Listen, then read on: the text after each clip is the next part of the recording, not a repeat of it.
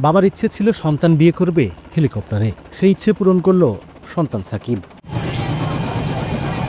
বরকে নিতে স্থানীয় স্কুল মাঠে নামে হেলিকপ্টার। সেই হেলিকপ্টারের শব্দে জড়ো হয় শত শত মানুষ। কিছুক্ষণ পর গাড়িতে করে বাসা থেকে আসেন বিয়ের বর ও তার স্বজনদের নিয়ে উড়াল দেয় হেলিকপ্টার।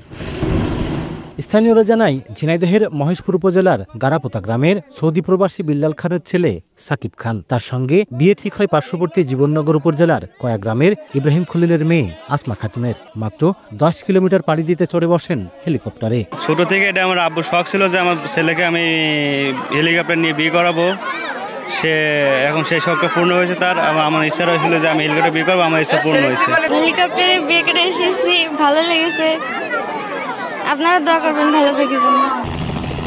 ব্যতিক্রমী বিয়ে দেখতে কয়া ও গারাপোতার আশপাশের এলাকা থেকে ছুটে আসেন শত শত মানুষ। আগে তো গরুর গাড়িতে বিয়ে হইতো, নসিমন গাড়িতে, ভ্যানে।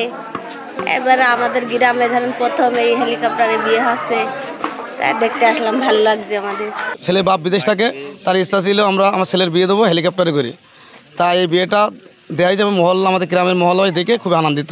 এখন আমরা হেলিকপ্টার দেখতে এসেছি, বউ আসে, অনেক সুন্দর লাগছে। আমাদের ইউনিয়নে এরকম বিয়ে কোনোদিন হয়নি, হেলিকপ্টারে করে বিয়ে কোনোদিন কেউ করতে আসেনি। আমাদের দেখে আমাদের গ্রামবাসী এবং আমাদের মহল্লাবাসী অনেক আনন্দ হচ্ছে। ভালো লাগছে আর কি, যেহেতু মেয়েটা হেলিকপ্টারে নিয়ে যাবে। তারপর আমাদের থানা ইউনিয়নে এরকম হয় নাই।